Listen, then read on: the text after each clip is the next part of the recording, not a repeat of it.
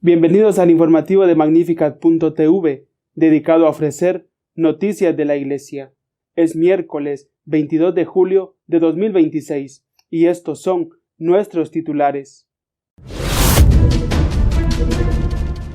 La Fraternidad Sacerdotal San Pío X ha presentado un recurso contra el decreto de excomunión contra ellos, emitido por el Dicasterio de Doctrina de la Fe.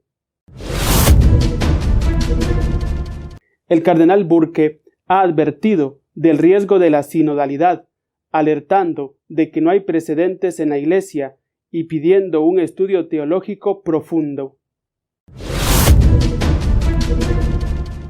Ha nacido en Alemania una asociación de laicos, sacerdotes y obispos que tienen como objetivo defender la verdadera fe católica ante la deriva del camino sinodal.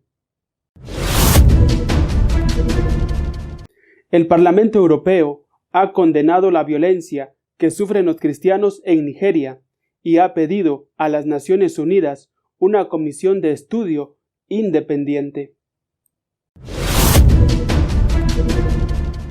Los obispos franceses han recordado a los parlamentarios católicos que aprobaron la ley de eutanasia que están excomulgados de forma automática.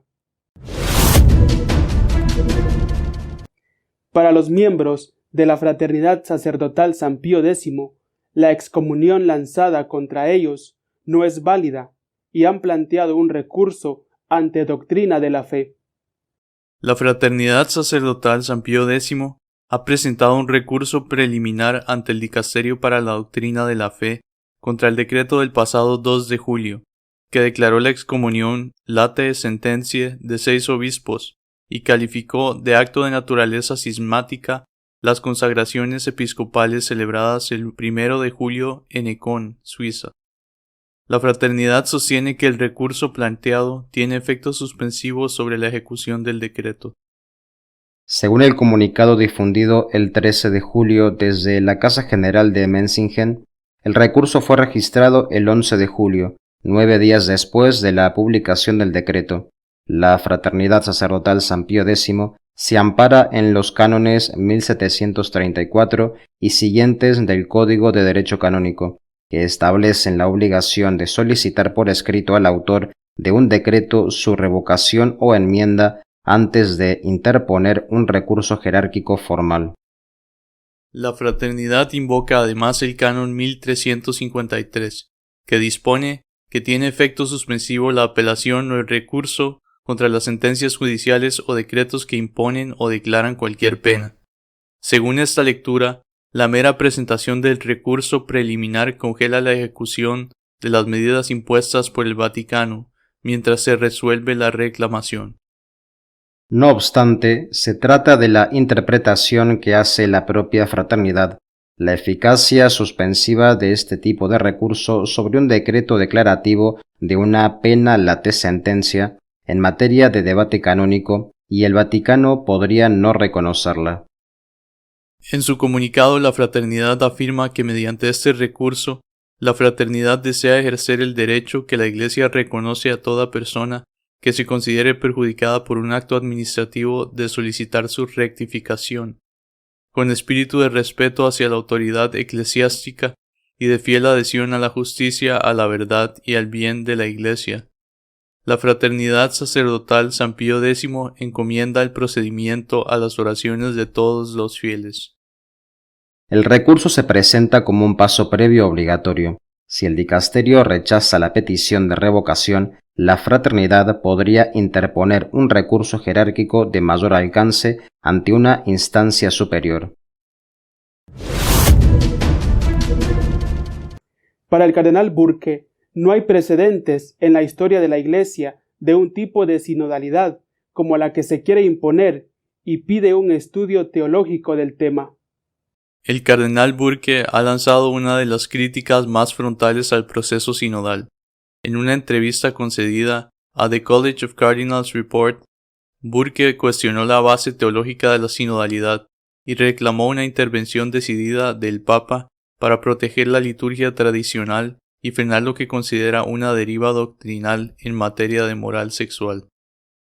El núcleo de la crítica de Burke se dirigió contra la noción misma de sinodalidad. No hay definición de la sinodalidad, no hay historia de ella en la Iglesia, afirmó. Mientras que los sínodos existen como reuniones consultivas ocasionales, la sinodalidad como principio constitutivo de la vida eclesial carece, a su juicio, de fundamento teológico ni precedente en la tradición. Según Burke, todo el discurso sinodal se construye sobre la situación contemporánea y prescinde por completo de la continuidad histórica de la fe transmitida. Como dice San Pablo sobre la Sagrada Eucaristía, «Os transmito lo que a mi vez recibí», recordó Burke, subrayando que esa continuidad es esencial y está ausente de las formulaciones actuales de la sinodalidad. Burke advirtió contra el lenguaje de cambio de paradigma que, según denunció, se invoca repetidamente en los documentos y debates sinodales. La Iglesia no tiene cambios ni paradigma. La Iglesia es una, santa, católica y apostólica. Siempre lo ha sido y siempre lo será, afirmó. Una parte sustancial de la intervención de Burke en el debate libre se centró en el informe del Grupo de Estudio 9 de la Secretaría General del Sínodo, que aborda cuestiones de doctrina y moral, en particular la condición de las personas con atracción hacia el mismo sexo. Burke acusó al informe de presentar, bajo la invocación de un cambio de paradigma, una posición que pone en cuestión la enseñanza constante de la Iglesia sobre la moral sexual. No se trata de inclinaciones que yo tenga o de deseos o proyectos que yo tenga, que son muy subjetivos, de modo que reconformo la enseñanza de la Iglesia para adaptarla a mis deseos o inclinaciones. Ante la noticia de que el informe del Grupo 9 será enviado a la diócesis durante las fases de implementación del sínodo sobre la sinodalidad, Burke fue tajante. Eso es inicuo, eso no debería ocurrir. Y añadió dirigiéndose a los cardenales, el proceso tiene que detenerse, lo que sea que resulte de él tiene que ser completamente fiel a lo que enseña la Iglesia. El cardenal advirtió de que la consagración constituiría un acto cismático que acarrea la excomunión automática y que el Papa estaría obligado a declarar esa situación. Recordó el precedente de 1988, cuando San Juan Pablo II ofreció un mecanismo para recibir en plena comunión a los miembros de la fraternidad que no quisieran asociarse al acto cismático de Monseñor Marcel Lefebvre. Burke calificó las restricciones impuestas por tradiciones custodes como una persecución de la misa tradicional en latín y señaló una consecuencia directa. La norma, al prohibir su celebración en iglesias parroquiales, ha empujado a muchos fieles hacia la fraternidad San Pío X, porque no podían asistir de otro modo, tenían que recorrer kilómetros y kilómetros.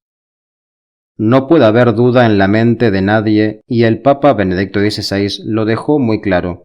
Es un bien eterno en la Iglesia, afirmó sobre la forma extraordinaria del rito romano. Es una forma del rito romano que se celebró durante más de 15 siglos. Es sencillamente tan hermosa, y los fieles se han nutrido espiritualmente de esta forma del rito latino. Debería permitirse libremente.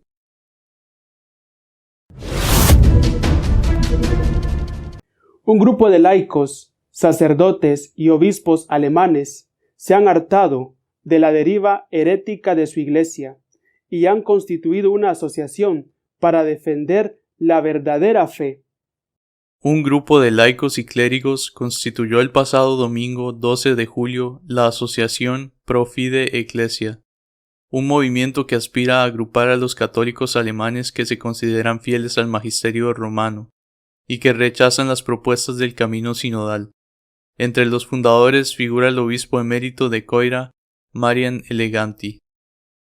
La iniciativa, inédita desde que el camino sinodal se puso en marcha en 2019, nace de la convicción de que un amplio sector de católicos practicantes carece de representación tanto en el Comité Central de los Católicos Alemanes como en los foros promovidos por la Conferencia Episcopal Alemana. Queremos defender la fe contra las interpretaciones heréticas y las falsificaciones, declaró Monseñor Eleganti. Pro Fide Ecclesia se define como una asociación canónica de laicos inspirada en el decreto conciliar Apostolicam Actuositatem, promulgado por el Concilio Vaticano II en 1965, aunque permanece abierta a sacerdotes y otros miembros del clero. Su objetivo declarado es fortalecer la fe católica, consolidar la fidelidad al magisterio de Roma y tejer una red de colaboración con otras iniciativas que compartan su línea doctrinal. La base fundadora tiene composición internacional. Católicos alemanes residentes en el país y en el extranjero, fieles de otras nacionalidades establecidos en Alemania y creyentes de todo el mundo con vínculos estrechos con la Iglesia alemana. El presidente del nuevo movimiento, el abogado Tommy Schott, promotor de la iniciativa, sostiene que los católicos fieles a la enseñanza tradicional de la Iglesia distan de ser una minoría. No somos una minoría en las parroquias, afirma, al tiempo que lamenta que estos fieles se hayan vuelto prácticamente invisibles en los debates oficiales y en la cobertura mediática. Scott sitúa el detonante inmediato de la fundación en el reciente Katholikentag, la reunión de los católicos alemanes, celebrado en Wurzburgo, donde se incluyeron exhibiciones escandalosas como un taller sobre sadomasoquismo. La persecución contra los cristianos en Nigeria ha sido condenada por el Parlamento Europeo, que ha pedido una comisión independiente que estudie el problema. El Parlamento Europeo ha aprobado una resolución de urgencia sobre la persecución de los cristianos en Nigeria, motivada por la masacre perpetrada el 22 de junio en la aldea de Kabel, en el estado de Plateau. La resolución condena el ataque, exige investigaciones independientes y reconoce que los cristianos constituyen el grupo religioso más perseguido del mundo. Los eurodiputados subrayaron que la matanza de Cowell no es un hecho aislado, sino que forma parte de un patrón de violencia extendido por todo el anillo medio nigeriano, donde las comunidades agrícolas de mayoría cristiana, sus líderes religiosos, escuelas, centros sanitarios y lugares de culto son objetivos recurrentes.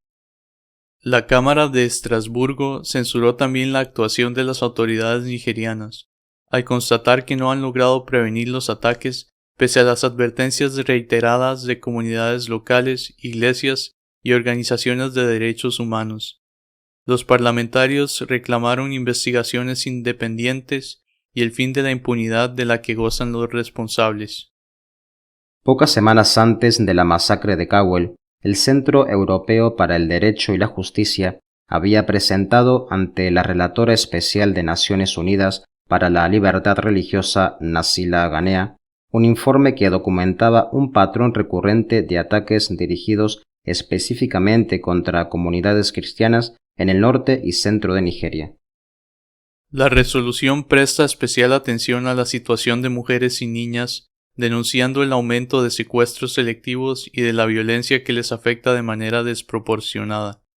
El 8 de junio, varios expertos de Naciones Unidas habían alertado sobre asesinatos, secuestros, conversiones forzadas, matrimonios forzados y violencia sexual dirigidos contra comunidades cristianas y otras minorías religiosas en el país. Según el informe de 2026 del Observatorio para la Libertad Religiosa en África, 28.551 cristianos fueron asesinados en Nigeria entre 2019 y 2025, frente a 13.224 musulmanes.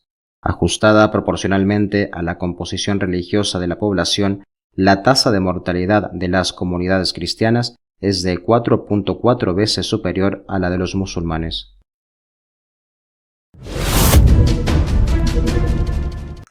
Los obispos franceses han recordado a los parlamentarios que aprobaron la ley de eutanasia que han quedado excomulgados de forma automática.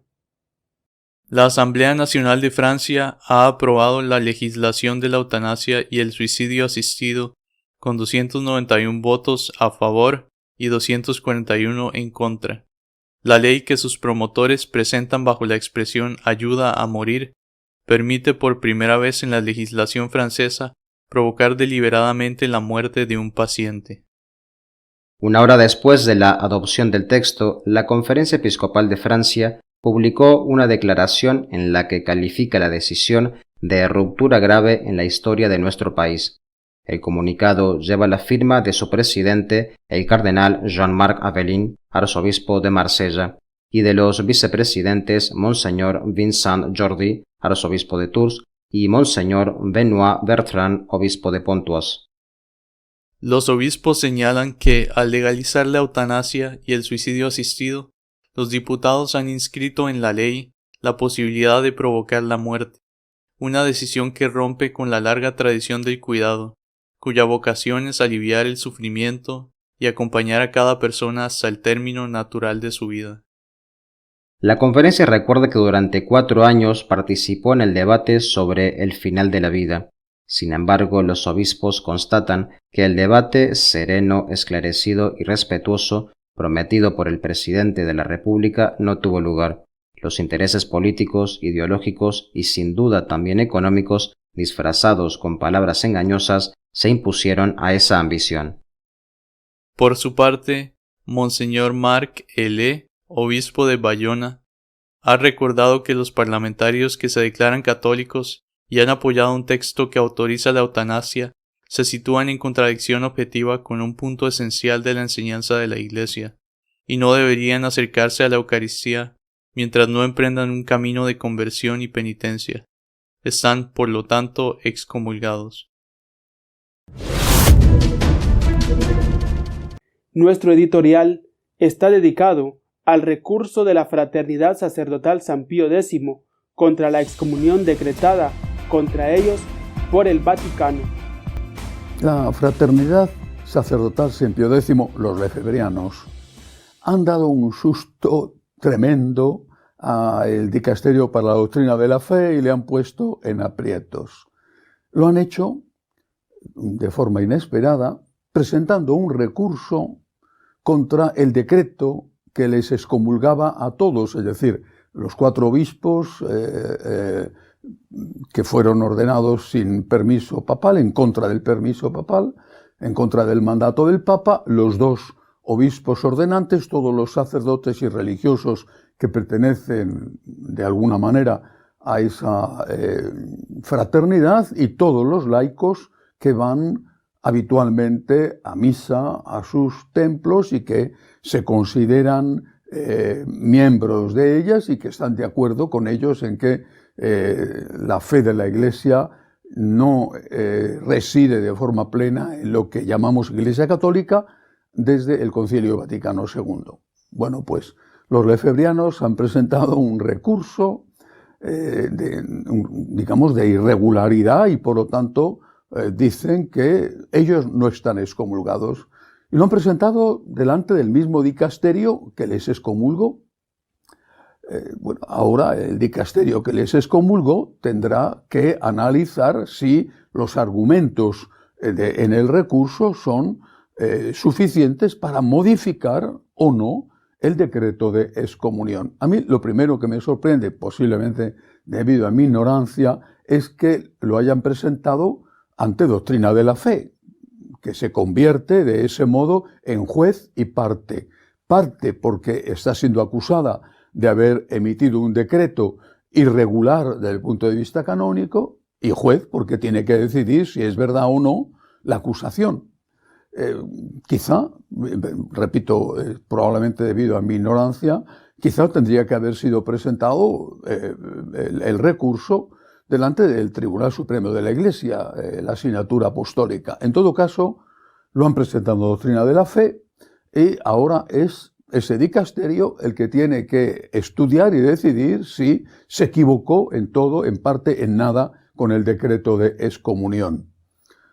Los lefebrianos, y no solo ellos, también algunos canonistas que no son de la fraternidad sacerdotal, consideran que al presentar el recurso queda en suspenso el decreto de excomunión y por lo tanto que no habría nadie excomulgado en este momento quizá salvo los obispos, porque ahí en ese caso la excomunión era late sentencia, es decir, automática, ellos consideran que el decreto está en suspenso hasta que doctrina de la fe se pronuncie. En cambio, hay otros canonistas que dicen que no, que el decreto sigue en vigor y por lo tanto están todos excomulgados hasta que doctrina se pronuncie, y a partir de ese momento habrá un nuevo decreto que dirá lo mismo que el anterior o con alguna modificación. Quizá después de este pronunciamiento de doctrina, quizá entonces sí los seguidores de Monseñor Lefebvre, es decir, los católicos tradicionalistas que rechazan el Concilio Vaticano II, presenten un nuevo recurso a la asignatura apostólica. No lo sabemos. En todo caso, en este momento la situación es bastante confusa. Unos dicen que ya el decreto no sirve y que por lo tanto no hay excomunión, y otros dicen que hasta que no haya respuesta de doctrina de la fe sigue habiendo excomunión. La parte positiva es que esta situación de confusión no puede durar mucho, porque doctrina de la fe tiene un plazo máximo de un mes para dar una respuesta. Estará estudiándolo con detalle, también desde el punto de vista jurídico, canónico, porque los argumentos que han presentado son argumentos que dicen que ha habido errores en el decreto que los excomulgaba. Dentro de unas semanas, en pleno verano, sabremos cómo terminan las cosas, o al menos cómo terminan de momento, porque quizá haya, insisto, una nueva apelación. Este es el tema que hace referencia a la fraternidad sacerdotal San Pío X y a todos los que se sienten adheridos a ella. Pero no es lo único que ha ocurrido esta semana. El cardenal Burke ha hecho unas declaraciones en una entrevista realmente importantes. En primer lugar, analiza, después de 5 años de aplicación, Traditionis Custodes del Papa Francisco, donde se restringió enormemente la celebración de la misa tradicional, y en la misma línea que hace unas semanas había hecho Monseñor Bux, ha pedido que se liberalice la celebración de la misa tradicional en la línea de lo que permitió Benedicto XVI y que trajo lo que se ha llamado la pax litúrgica, la paz litúrgica. Ha pedido al Papa que esto lo haga cuanto antes, también para no dar argumentos a los de la sociedad sacerdotal, la fraternidad sacerdotal San Pío X, como si ellos fueran los únicos que celebran la misa tradicional, cosa que no es así, porque hay otras instituciones dentro de la Iglesia Católica que también celebran la misa tradicional y que no están excomulgadas. Pero no solamente ha hablado de eso en su entrevista al cardenal Burke, ha ido quizá al punto más conflictivo en este momento dentro de la Iglesia, a la cuestión de la sinodalidad. Burke ha dicho claramente que tiene que pararse el proceso de aplicación de las cosas aprobadas en el sínodo sobre la sinodalidad y todas las que las distintas comisiones han ido elaborando, que se pare hasta que no se haga un estudio serio, teológico, profundo sobre el propio concepto de sinodalidad, porque también sobre ese concepto hay una gran confusión. Burke ha dicho, no hay definición de la sinodalidad, no hay historia de ella en la Iglesia. Esto tiene que pararse y tiene que hacerse un estudio serio, teológico, profundo, porque lo que se está haciendo es cambiar, dice Burke, la naturaleza de la Iglesia. Antes afirmábamos que la Iglesia es una, santa, católica y apostólica, y ahora se ha introducido un nuevo concepto que nadie sabe exactamente lo que es. Y se habla de Iglesia sinodal, lo mismo que en los años posteriores al concilio se hablaba de Iglesia conciliar o posconciliar, oponiéndola a la anterior, como si la anterior no valiera, como si no sirviera, como si la fundación de la Iglesia hubiera empezado cuando se concluye el Concilio Vaticano II. Dice Burke, se habla de Iglesia sinodal, anteponiendo eso a las notas que han definido la Iglesia, una santa, católica y apostólica, se habla de Iglesia sinodal y nadie sabe lo que es la sinodalidad. Me parece interesante, llamativo, importante, lo que ha hecho el Papa León con su propia diócesis de Roma. Ha firmado un documento donde establece en qué consiste la sinodalidad para su diócesis y ha puesto al vicario, a su vicario, el cardenal Baldassare Reina, ha puesto en el encargo de que eso lo lleve a cabo. Hay naturalmente elementos en la diócesis de Roma peculiares, únicos o por lo menos realmente diferentes. Por ejemplo, los tesoros artísticos de la diócesis. Pero en lo que hace referencia a la sinodalidad, lo que pide el Papa León para su diócesis, lo que le encarga al cardenal Reina, a su vicario, es que en todas las parroquias haya consejos pastorales. Que en esos consejos pastorales se produzca un verdadero diálogo, una escucha y que después se tomen decisiones. Pero esas decisiones, lo dice claramente, las tiene que tomar la autoridad competente, no decisiones que se toman por mayoría. Las decisiones las tomará la autoridad competente, el párroco o el obispo. Es decir, el Papa establece para su diócesis de Roma una sinodalidad que no es nada más que lo que se ha venido haciendo hasta ahora. Quizá insiste en la necesidad de escuchar, pero eso es lo que al menos en teoría se debía haber hecho hasta ahora.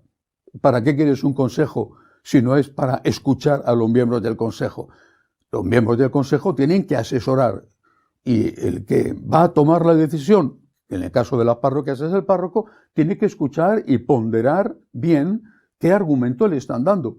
Pero luego la autoridad la tiene él. Los consejos son consultivos, no deliberativos, que implicaría introducir la democracia en la Iglesia.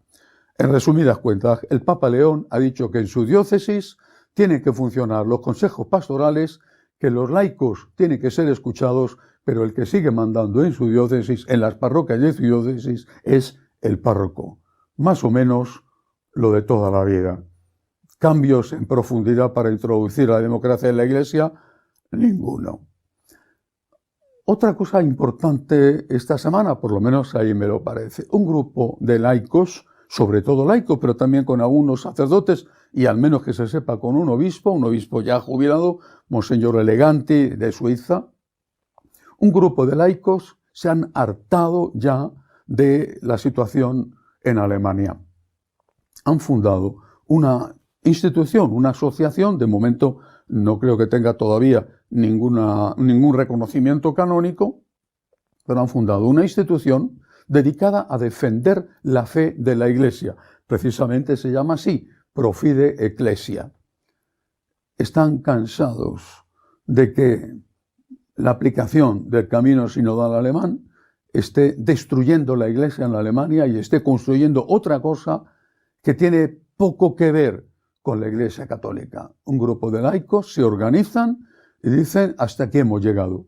Vamos a ver en las próximas semanas o meses lo que esto da de sí, porque yo estoy segurísimo de que va a haber muchos laicos católicos en Alemania, y si se pudieran admitir en esa asociación de otros países, pero al menos en Alemania, que se van a inscribir en ella para defender la verdadera fe, la fe católica en la Iglesia en Alemania.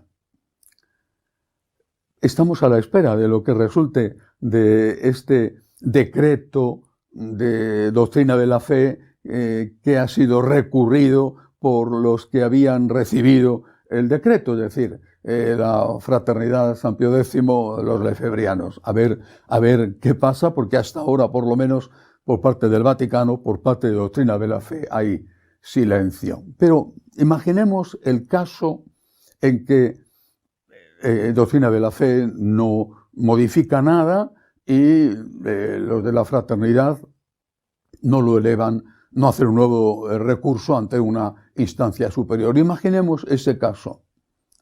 Me ha parecido muy interesante las declaraciones del obispo de Lausanne, Ginebra, en Suiza, que ha sido hasta ahora alguien muy próximo desde el punto de vista de dialogante con la Fraternidad San Pío X. Este obispo ha dicho, bien, ya después del del decreto de excomunión, las cosas han cambiado.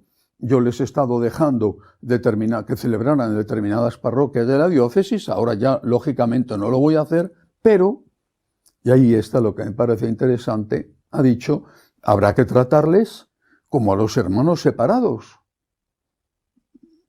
Es decir, si hay un diálogo ecuménico con los anglicanos y se les permite hacer determinadas cosas incluso en el Vaticano, si hay un diálogo ecuménico con los luteranos, ¿por qué no va a haber un diálogo ecuménico con la Fraternidad San Pío X?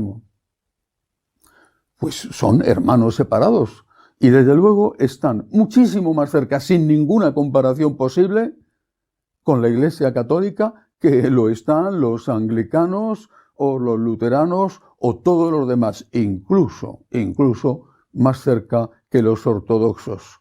Por lo tanto, en el caso de que esto no se arregle, y Dios quiera que sí se arregle, pues habrá que tratarles con el mismo cariño, con el mismo respeto, con la misma actitud positiva de ver lo que nos une, que es prácticamente todo, de ver lo que nos une y no fijarnos solo en lo que nos separa. Este fue el criterio con el que se pone en marcha el diálogo ecuménico. Pues este criterio tendrá que ser aplicado. Si un obispo puede estar participando en una celebración con, ortodoxos o con anglicanos o con metodistas, pues habrá que plantear, la Iglesia tendrá que decirlo, en qué se puede participar con los miembros de la fraternidad y con sus obispos. Recemos por la unidad de la Iglesia. Un cisma es una cosa horrible. Recemos por la unidad de la Iglesia y en cualquier caso, lo mismo que tratamos con amor a los que se separaron hace 5 siglos, tenemos que tratar también con amor a los que se acaban de separar. Hasta la semana que viene, si Dios quiere. Seguiremos informándoles de lo que pasa en la Iglesia. Pueden seguirnos en nuestro canal de Magnificat.tv y Franciscanos de María. Hasta la semana que viene, si Dios quiere.